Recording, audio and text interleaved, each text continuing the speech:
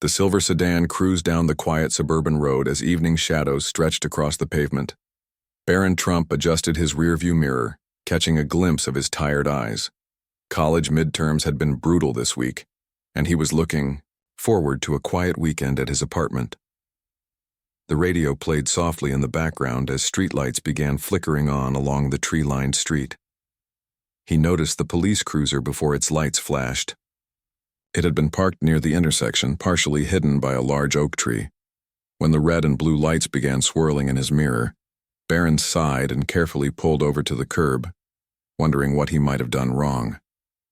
He hadn't been speeding, he was always careful about that, and all his car's lights were working properly. As he waited for the officer to approach, Baron reached for his wallet in the glove compartment. The night was cool, and a gentle breeze rustled through the half-open window. A few houses away, a dog barked at the commotion of flashing lights disrupting the peaceful neighborhood. The police officer approached with measured steps, flashlight in hand. He was younger than Baron expected, maybe in his early 30s, with broad shoulders and a serious expression that seemed permanently etched onto his face. "Good evening, sir," the officer said, his tone professional. "License and registration." "Please." "Of course, officer," Baron replied, handing over the documents. "May I ask what the problem is?" The officer examined the license, his expression unchanged. "Your right taillight is flickering, sir. Have you noticed it?" Baron shook his head. "No, I had no idea. I'll get it fixed right away." Across the street, a man walking his dog had stopped to observe the scene. Recognizing the young man in the car, he quietly pulled out his phone and began recording. Neither Baron nor the officer noticed him standing in the shadows of a large maple tree. The officer handed back the license and registration. "Everything seems to be in order, but I need to ask you a favor, sir. We've had reports of some suspicious activity in this area tonight. Someone matching the description of your vehicle was seen possibly transporting restricted items. Would you mind opening your trunk for me?" Baron's eyebrows rose slightly, but he nodded. "No problem at all, officer." He popped the trunk from inside the car and stepped out onto the pavement. The night air felt cool against his face as he walked toward the rear of the vehicle. The officer followed him, hand resting casually near his holster. Standard procedure, but it made Baron nervous nonetheless. "I'm just coming back from campus," Baron explained as they reached the trunk. "I've had a long week of exams." The officer nodded but remained focused on his task. "Which school do you attend?" "Georgetown," Baron replied, lifting the trunk lid fully open. "Political science major."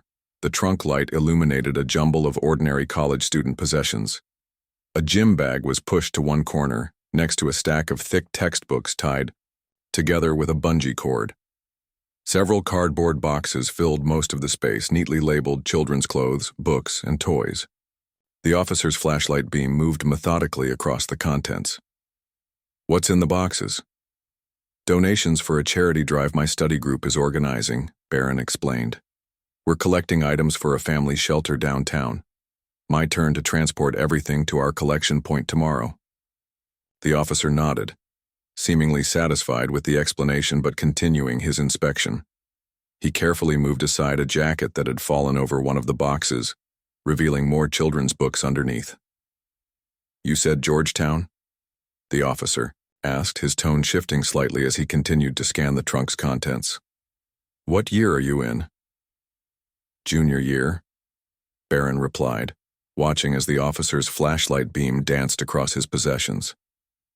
"Hoping to make it to law school after graduation?"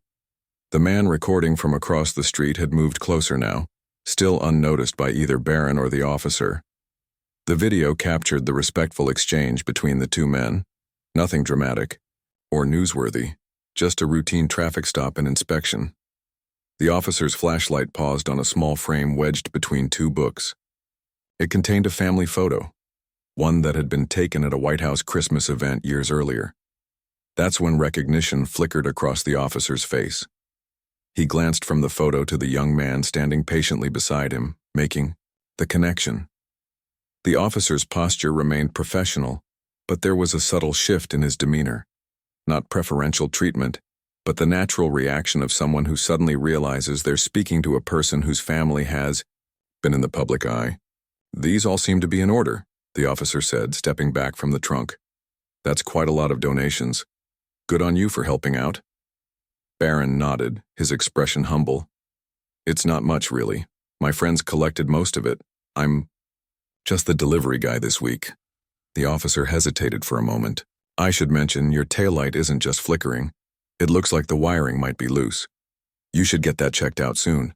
It could become a safety issue, especially driving at night."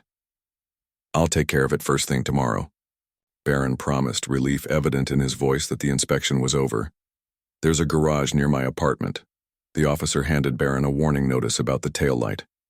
"This is just a warning for tonight. Get it fixed within the week and you won't have any issues." "Thank you, officer. I appreciate it."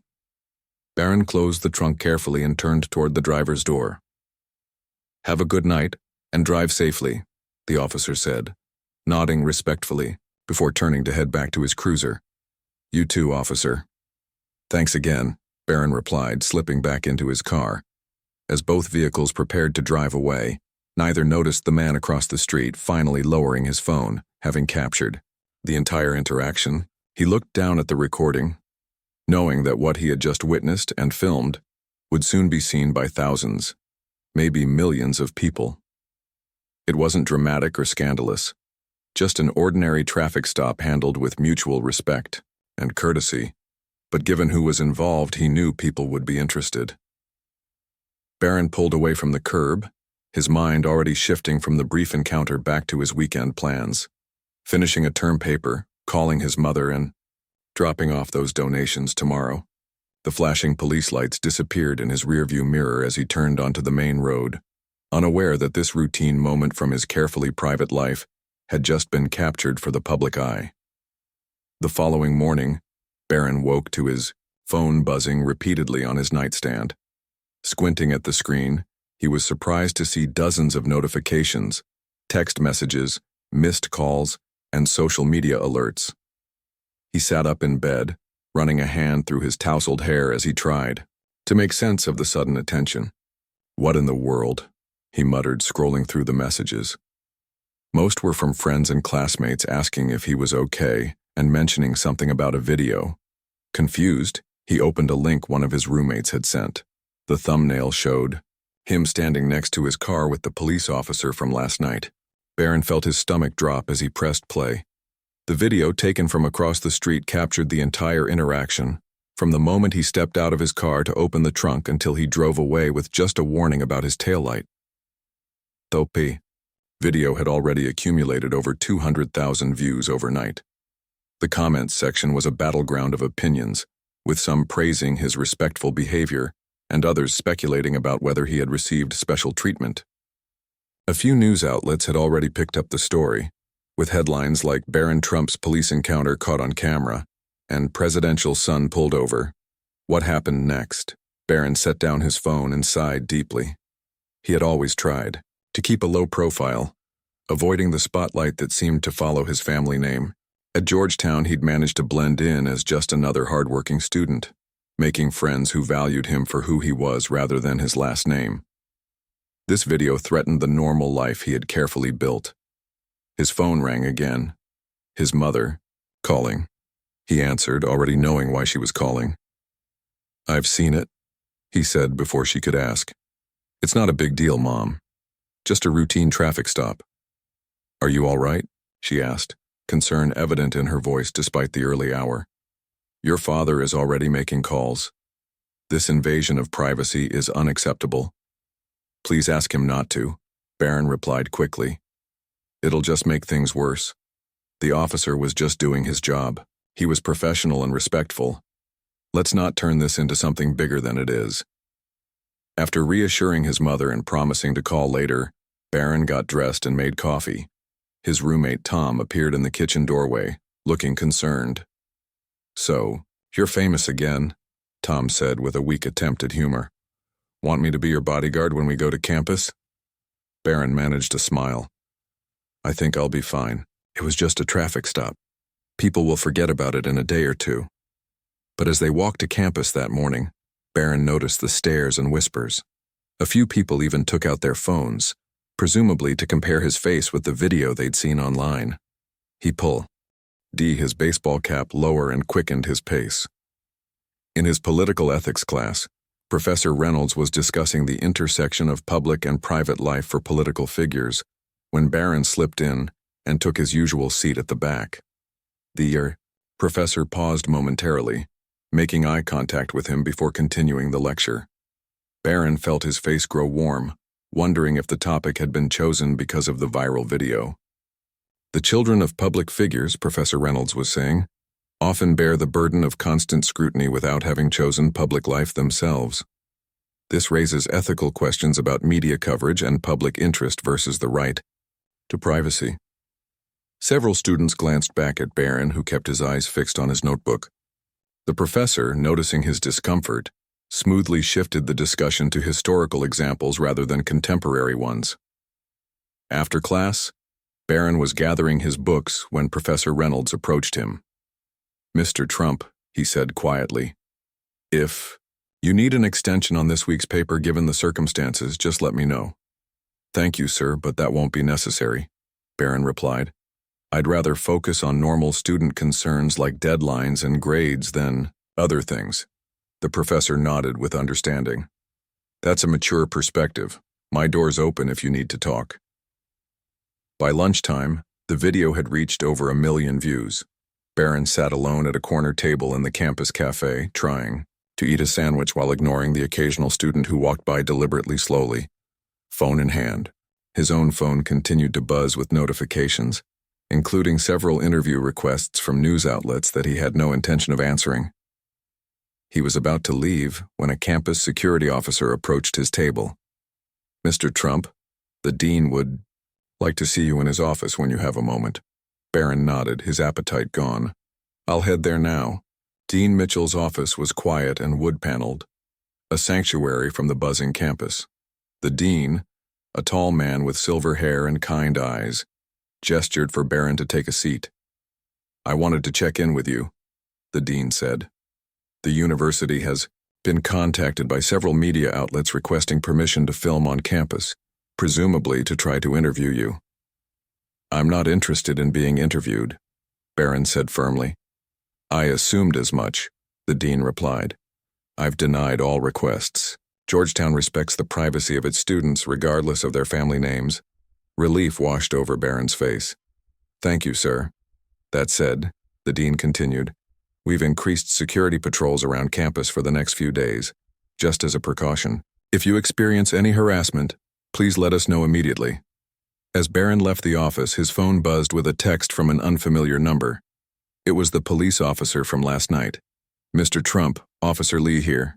Just wanted to apologize for the situation. Had no idea someone was filming. Department's getting calls from press. Wanted you to know I haven't and won't comment on our interaction. Respect your privacy." Barron texted back, "Nothing to apologize for, officer. You were just doing your job professionally. I appreciate your discretion." That afternoon, Barron drove to the auto shop as promised to fix his taillight. The mechanic, a heavy-set man with oil-stained hands, did a double take when Barron walked in but didn't mention the video. "Just a loose connection," the mechanic said after a quick inspection. "Won't take long to fix."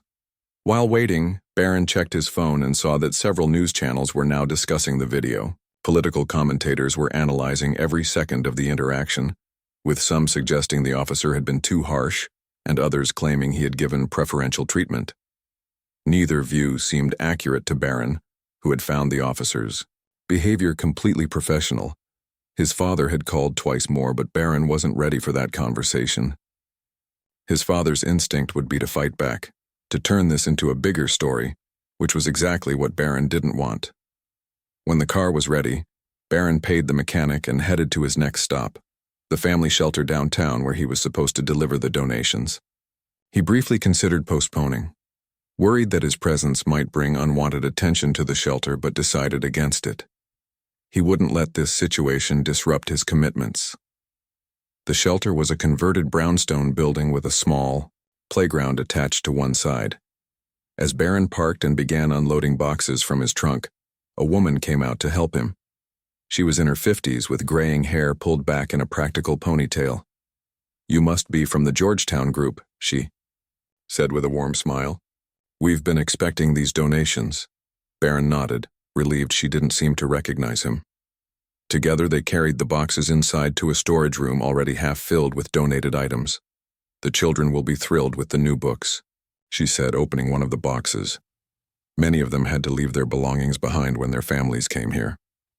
As they worked, Barron felt some of the day's tension melting away. This work was real and meaningful, far removed from viral videos and public scrutiny. He stayed longer than planned, helping the shelter staff sort through the donations and even reading to a small group of children who gathered curiously around the newcomer with the boxes of books.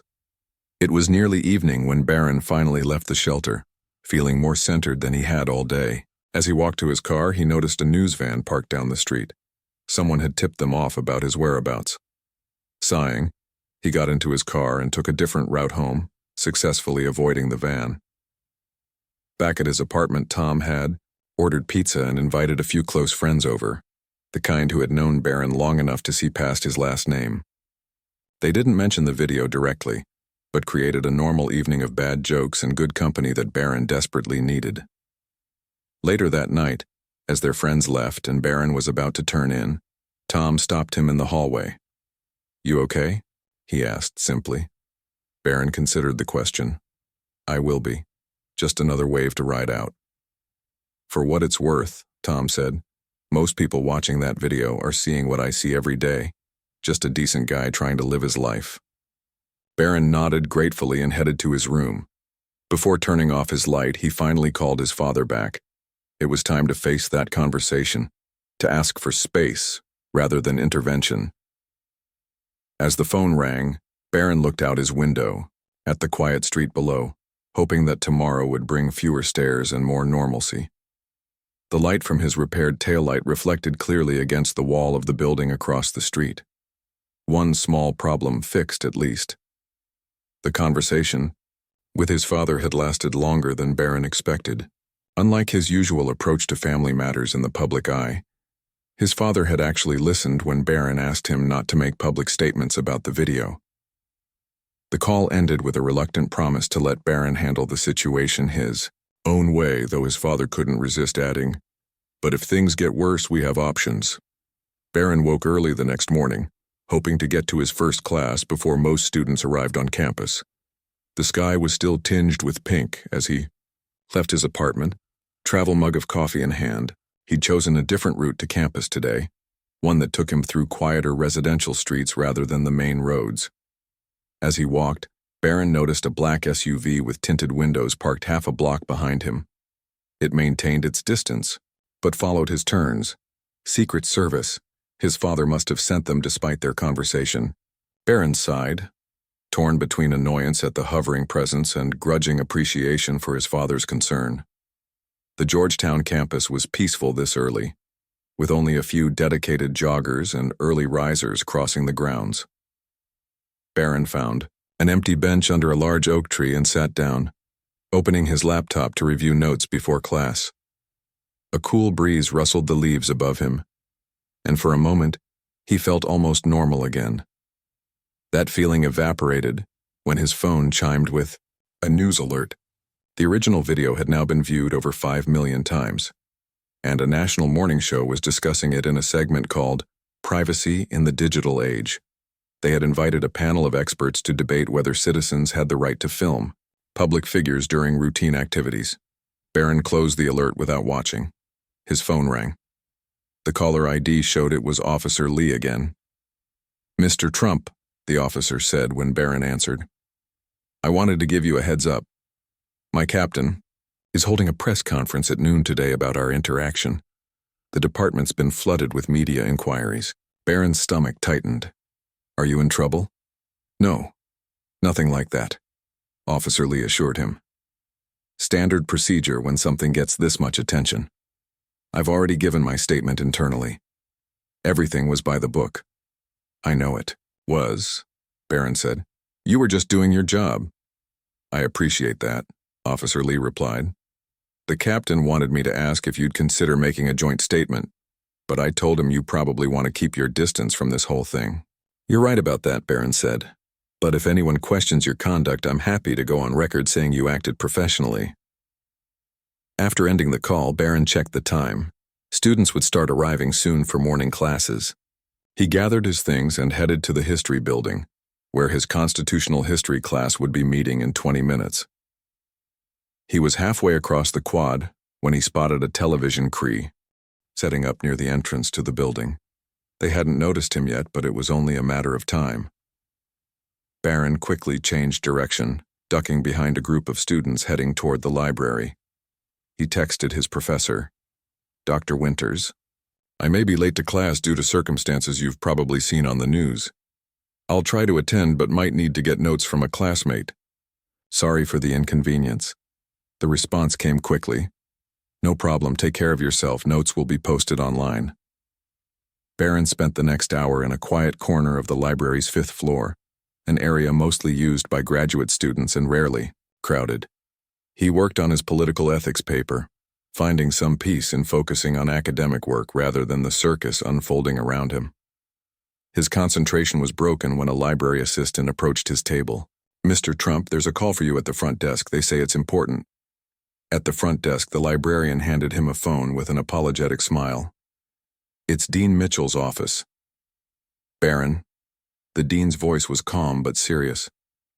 I wanted you to know that we've had to remove 2 news crews from campus this morning. They were trying to interview students about you. Campus security is monitoring the situation, but I thought you should be aware. I'm sorry for the disruption, Barron said, feeling a familiar weight of guilt that his presence was causing problems. This isn't your fault, the dean replied firmly. But I'm concerned about your well-being. The University Counseling Center has a private entrance if you feel you need support during this time. After thanking the dean, Barron checked the time. It was nearly noon. Officer Lee's captain would be giving his press conference soon. He found a computer terminal in a quiet corner of the library and searched for a live stream of the local news. The police captain, a stern-looking woman with short gray hair, stood at a podium outside the precinct building. Camera flashes punctuated her opening statement. Yesterday evening, one of our officers conducted a routine traffic stop that has gained significant attention due to the identity of the driver involved. I want to be clear. Officer Lee followed standard departmental protocols. Throughout the encounter, the driver was issued a warning for a minor equipment violation, which is consistent with how we handle first-time infractions of this nature for any citizen. A reporter called out, was the officer aware of who he was stopping? Officer Lee has stated that he became aware of the driver's identity during the course of the stop, but this did not affect his handling of the situation, the captain replied. We train our officers to treat all citizens equally under the law. Another reporter asked, has the department been contacted by the Trump family about this incident? The captain's expression hardened slightly. This department does not discuss private communications. What I can tell you is that Officer Lee conducted himself with professionalism, and there has been no complaint filed regarding his behavior during this stop. Barron felt a wave of relief watching the straightforward press conference. At least the police department wasn't turning this into a bigger story than it needed to be. His phone buzzed with a text from Tom. Reporters outside our building, don't come home yet. Barron rubbed his temples, feeling a headache coming on. He needed somewhere to go until things calmed down, somewhere away from campus and his apartment. He texted his study group partner, Lee, who lived in a quiet graduate housing complex across town.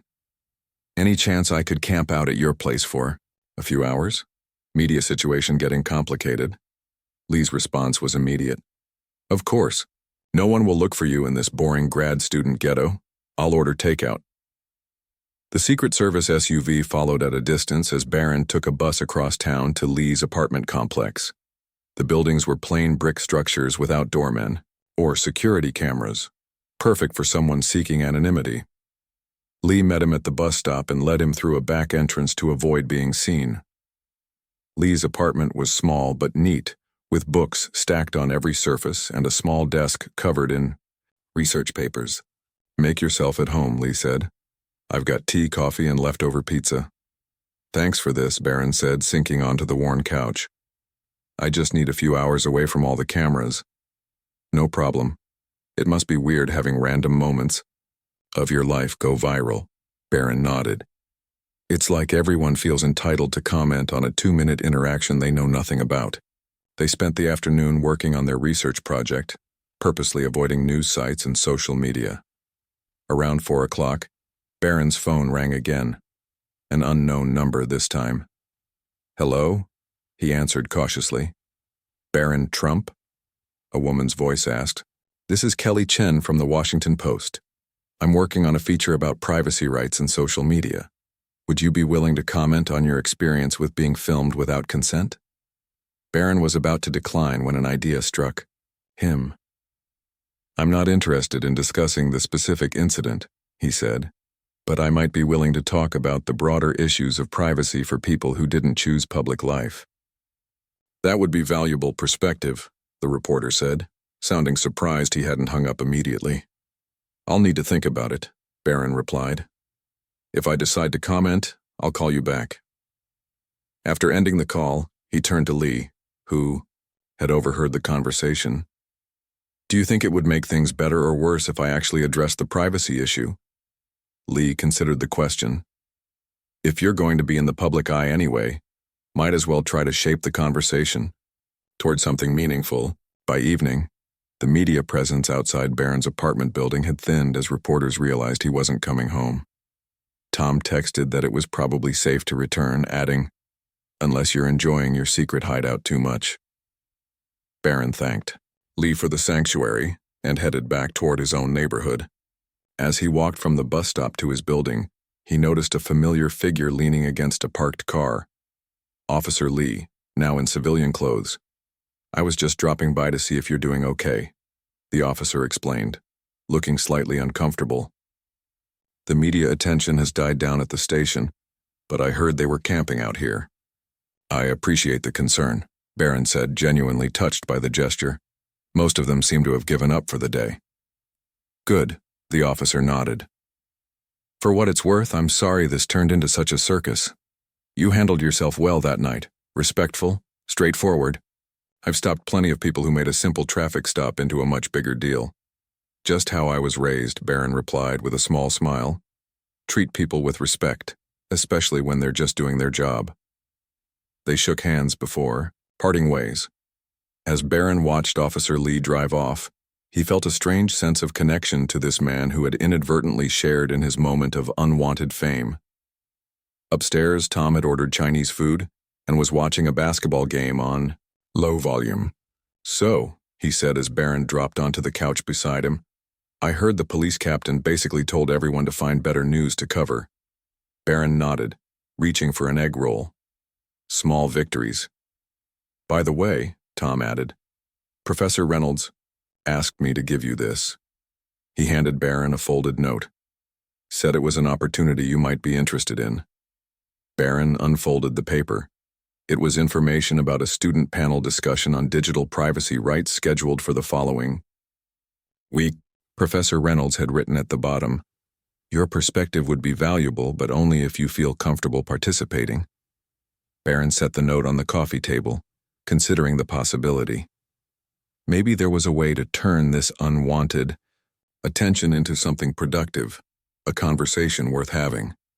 He would sleep on the next morning brought a welcome change. Fewer reporters outside the apartment building and no news vans in sight. Barron stood at the kitchen window, coffee mug in hand, watching as regular neighborhood life resumed below. An older couple walked their golden retriever. A delivery truck dropped off packages and students hurried to morning classes with backpacks slung over their shoulders. Looks like they've moved on to fresher news, Tom observed, joining Barron at the window. Some celebrity couple announced their divorce last night. You've been replaced in the headlines. Barron chuckled. Never thought I'd be grateful for celebrity gossip. He picked up Professor Reynolds' note about the student panel on digital privacy rights, turning it over in his hands. The idea had stayed with him overnight, growing from a vague possibility into something he felt compelled to do. I think I'm going to do this panel, he said, showing Tom the note. Tom raised his eyebrows. Really? I thought you'd want to lay low until this all blows over. That's been my approach my whole life, Barron replied. But maybe this time I should say something. Not about the traffic stop itself, but about what happened afterward. Being filmed without consent, having a private moment go viral. It's your call, Tom said. But if you do it, you know it'll bring another wave of attention. Barron nodded. At least this time I'd be choosing it, and maybe saying something that matters. Later that morning, Barron called Professor Reynolds to accept the panel invitation. The professor sounded pleased but cautious. I want to be clear, Reynolds said. This isn't about exploiting your situation for an interesting class discussion. I genuinely believe your perspective could contribute something valuable to the discourse on digital privacy. I understand, Barron assured him. That's why I want to participate. This happened to me because of my last name, but it happens to people every day for all sorts of reasons. After ending the call, Barron texted the Washington Post reporter who had contacted him the previous day. I've decided to participate in a Georgetown panel discussion on digital privacy next week. If you're still interested in the broader issue rather than just my specific experience, you're welcome to attend. Her response came quickly. Definitely interested.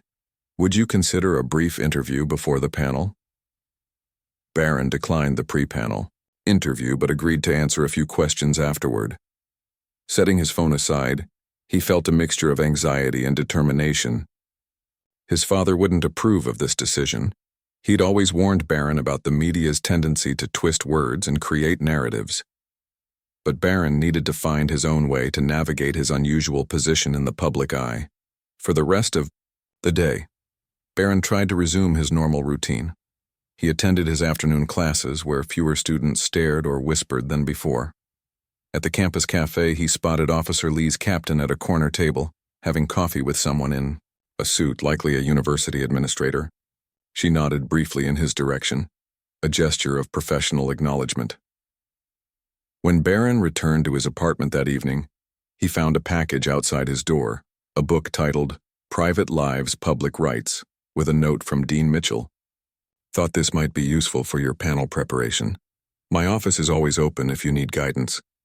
The book proved to be a thoughtful exploration of privacy laws in the digital age, with case studies of ordinary people whose lives had been upended by viral videos and social media exposure. Barron read late into the night, highlighting passages that resonated with his own experience.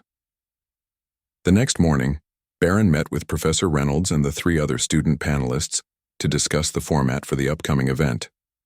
The other panelists were graduate students specializing in media law, digital ethics, and constitutional rights. They greeted Barron with professional courtesy rather than the awkward curiosity he had come to expect. We'll start with each panelist, giving a 5-minute perspective on the issue, Professor Reynolds explained. Then I'll moderate a discussion before opening to audience questions. One of the graduate students, a woman with short black hair and intense eyes, looked directly at Barron. I hope you don't mind me saying this, but your participation gives this panel something beyond academic theories. You've lived what we're discussing. Barron nodded. That's why I decided to do it, though I'm a bit out of my depth compared to the rest of you. Not at all, another panelist replied. Different kinds of expertise are valuable here. Over the next few days, Barron worked on his opening statement for the panel, trying to find the right balance between personal experience and broader principles. Tom offered to be his practice audience, listening patiently as Barron refined his points. It's still too formal, Tom said after one run-through. You sound like you're giving a classroom presentation. Talk like you talk to me. That's when people will really hear you. The night before the panel, Barron received an unexpected call from his father. Your mother told me about this panel discussion, his father said, his voice carrying its familiar commanding tone even through the phone. Are you sure this is wise? These academic types always have their own agendas. I've thought it through, Barron replied, more firmly than he usually spoke to his father. This isn't about politics or taking sides. It's about having a real conversation about privacy in a world where anyone can film anyone and put it online. There was a long pause before his father spoke again. You know, when I was your age, the worst thing was paparazzi with long lenses. At least they were professionals who could be sued. Now every person with a smartphone thinks they're entitled to turn private citizens into content. Exactly, Barron said, surprised by his father's insight. That's part of what I want to talk about tomorrow. Well, his father said finally, you've always been the thoughtful one. Just remember that anything you say can and will be taken out of context. I'll be careful, Barron promised. The day of the panel arrived with unexpected sunshine after a week of cloudy skies. The university had moved the event to a larger venue due to increased interest, and campus security had implemented bag checks at the entrance. Barron arrived early through a side door as suggested by Professor Reynolds. The auditorium filled quickly with students, faculty, and, Barron noticed with a twinge of anxiety, several journalists with press badges. Professor Reynolds introduced the panel, explaining the format and emphasizing that the discussion would focus on the broader issues of privacy rights rather than specific incidents.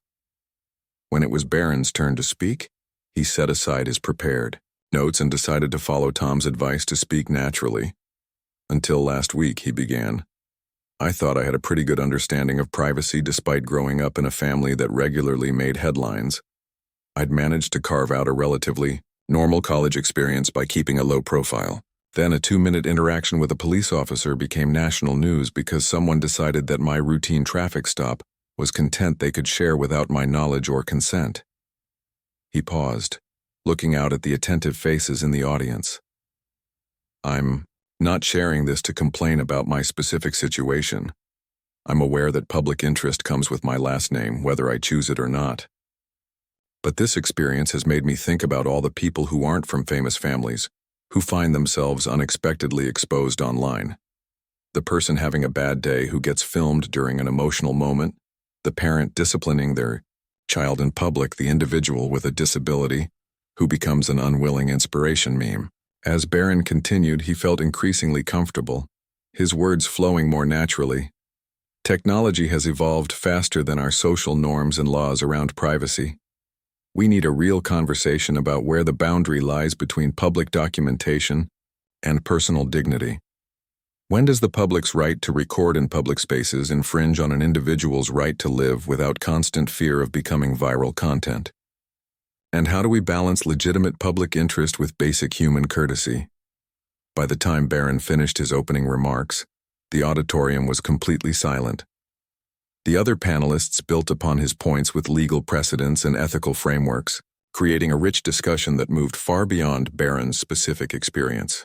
During the audience question period, students raised thoughtful points about consent, power dynamics, and the responsibility of platforms that host viral videos.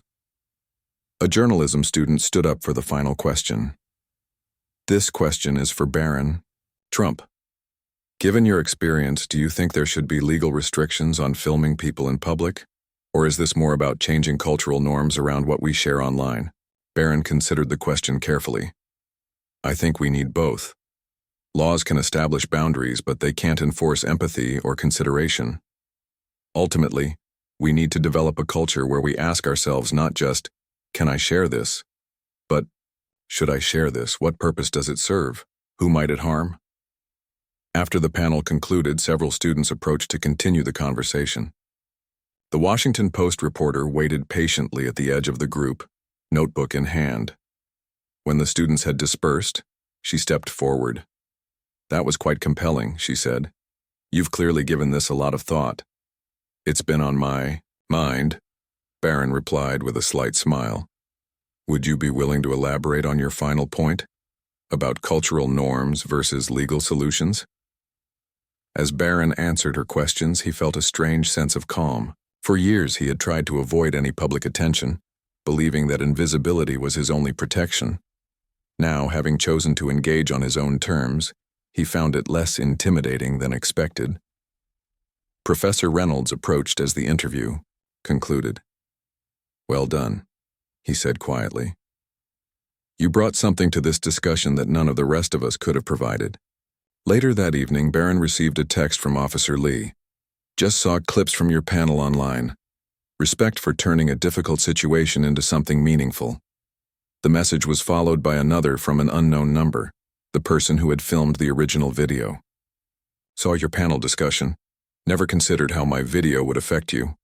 It wasn't right to post it without thinking. I'm sorry. Barron stared at the message for a long moment before replying. Thank you for that. It means a lot.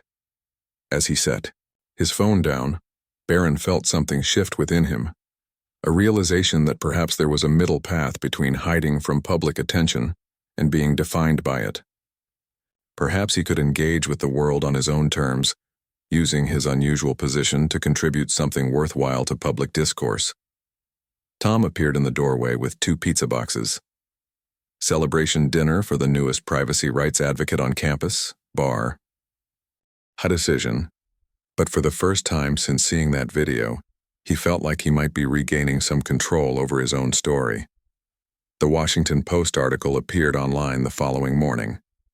Barron read it over breakfast, relieved to find that the reporter had covered the panel discussion thoughtfully, focusing on the broader privacy issues rather than sensationalizing his personal experience. She had quoted him accurately and in context, something his father would be surprised to see. Not bad, Tom said, reading over Barron's shoulder. She actually made it about the issue, not just about you. Barron nodded. That's what I was hoping for. His phone chimed with a text from his mother. Proud of you. Your father won't admit it, but he is too. As Barron gathered his books for class, his phone rang. Dean Mitchell's office calling. Barron, I hope I'm not catching you on your way to class, the dean said when Barron answered. Just about to leave, sir. I'll be brief then. The panel discussion has generated significant interest. We've received requests from several universities asking if you would consider participating in similar events on their campuses. Barron hesitated. I'm not sure that's something I want to turn into a regular thing. I completely understand, the dean assured him. However, there is one request I thought might interest you. The law school is hosting a symposium next month on digital rights in the modern age. They've asked if you would join a panel with legal scholars and privacy advocates. Given your interest in law school, it could be a valuable opportunity. The invitation was tempting. Unlike the media requests that had flooded in after the traffic stop video, this felt like a meaningful way to engage with an issue he cared about. Could I think about it? Of course, the dean replied. Take whatever time you need. And Barron? Your contribution to yesterday's discussion was exceptional. You have a natural ability to make complex issues relatable. Walking to campus, Barron noticed that the black SUV with Secret Service agents was still following at a distance. His father had insisted on maintaining the protection detail for at least another week, just until things settled down completely. Barron had stopped objecting, realizing it made his parents feel better, even if it seemed unnecessary now. The campus felt different today. Students still noticed him, but their glances seemed more respectful than curious. A few even nodded, or smiled in greeting. Outside the library, a group of students from the Digital Ethics Club had set up a table with information about privacy rights and online responsibility. One of them waved when she saw Barron. Your panel inspired us, she explained when he stopped by the table. We're collecting signatures for a petition asking social media platforms to improve their policies around removing non-consensual videos. That's great, Barron said, genuinely pleased. Mind if I sign?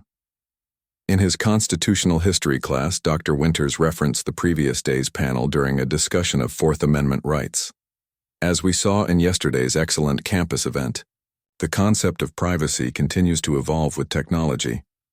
The framers could never have imagined a world where every citizen carries a recording device at all times. After class, Barron checked his email and found a message from Officer Lee. The subject line read, Interesting development.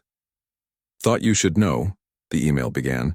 The department is using the recording of our interaction and training sessions about professional conduct during traffic stops. Captain says it's a good example of doing things by the book, regardless of who's involved. Hope you don't mind. Officer Lee. Barron smiled at the irony. The video that had caused him such discomfort was now serving a positive purpose. He wrote back, I don't mind at all. Glad some good is coming from it. That afternoon, Barron met with his academic advisor to discuss course selections for the next semester. As they reviewed his options, the advisor mentioned that the political science department was introducing a new course called Privacy and Democracy in the Digital Age. Given your recent involvement in this topic, you might find it interesting, she suggested. I would, Barron agreed. But I've been thinking about something else too. He hesitated before continuing. What would you think about me doing an independent study project on digital privacy rights? I could research different legal approaches across countries, maybe even draft a model policy. The advisor looked surprised but pleased. That's an ambitious project, but I think you've demonstrated the necessary interest and capability. Let me talk to Professor Reynolds about supervising it. Walking back to his apartment that evening, Barron passed a local news crew interviewing students near the campus entrance. He pulled his cap lower and was about to take a detour when he heard a familiar voice. Tom was speaking to the reporter. Yeah, I saw the panel, Tom was saying. My roommate did a great job explaining why we should all think twice before posting videos of people without their consent. It's basic respect, you know? The reporter nodded. Do you think this experience has changed how your roommate feels about his public profile? You'd have to ask him that, Tom replied carefully. But from what I've seen, he's still the same guy, just maybe a bit more willing to speak up when something matters to him. Barron waited until the interview ended before approaching. Defending my honor on the local news? Tom grinned. Someone has to manage your public image. I'm thinking of printing business cards. Tom Chen, roommate to the privacy rights guy. Please don't, Barron groaned, but he was smiling. Later that evening, Barron received an unexpected email from the person who had filmed the traffic stop. The sender had included a link to a follow-up video they had posted online. I wanted you to see this before anyone else, the message read. After your panel discussion, I realized I needed to take responsibility for my part in this. Barron clicked the link with some trepidation. The video showed the same person who had filmed him, now speaking directly to the camera. Last week I posted a video of Barron Trump during a routine traffic stop. The person began. I didn't think about how it would affect him or the officer involved. I just saw a chance for views and took it. After hearing Mr. Trump speak about privacy rights yesterday, I realized I was part of the problem, so I'm taking down the original video and apologizing publicly. We all need to think more carefully about our digital actions and how they affect real people. Barron watched the video twice, moved by the unexpected accountability. He replied to the email with a simple, "Thank you for this. It takes courage to reconsider and acknowledge publicly." The phone rang just as he was getting ready for bed. His father calling. I read the Post article, his father said without preamble. Not their usual hatchet job. I was surprised too, Barron admitted. This privacy rights angle, it's smart, his father continued. Gives you a platform without dragging you into the political mud pit. Your mother thinks you might have found your calling. It's just something I care about, Barron said. I'm not planning a crusade. Sometimes the best causes find you, not the other way around, his father replied, uncharacteristically philosophical. Anyway, I had my team look into that reporter. She's one of the more balanced ones. If you do more of these panel things, she might be worth talking to again. I'll keep that in mind, Barron said, touched by his father's subtle show of support. The next morning brought another shift in the story's trajectory. A popular morning show had picked up both the Washington Post article and the apology video, framing it as a refreshing moment of digital accountability. The segment included clips from Barron's panel discussion alongside commentary from privacy experts.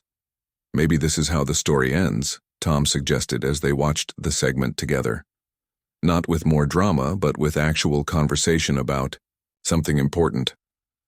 That would be nice, Barron agreed, though I'm not counting on it.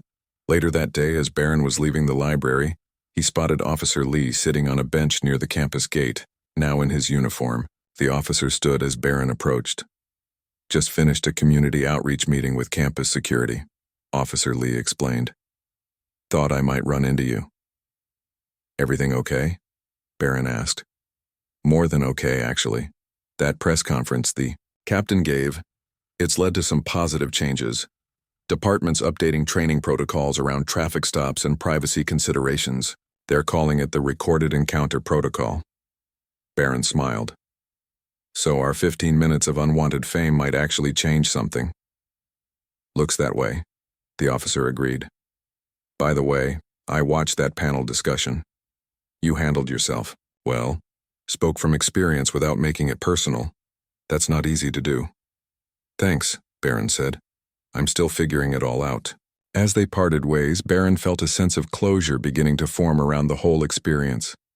The video that had seemed like an invasion of privacy was becoming something else, a catalyst for meaningful conversation, policy changes, and personal growth. That evening, Professor Reynolds emailed to confirm he would supervise Barron's independent study project. Your proposed research on comparative digital privacy laws across democracies is ambitious but important, he wrote. I look forward to seeing where you take this. Barron forwarded the email to his PLP.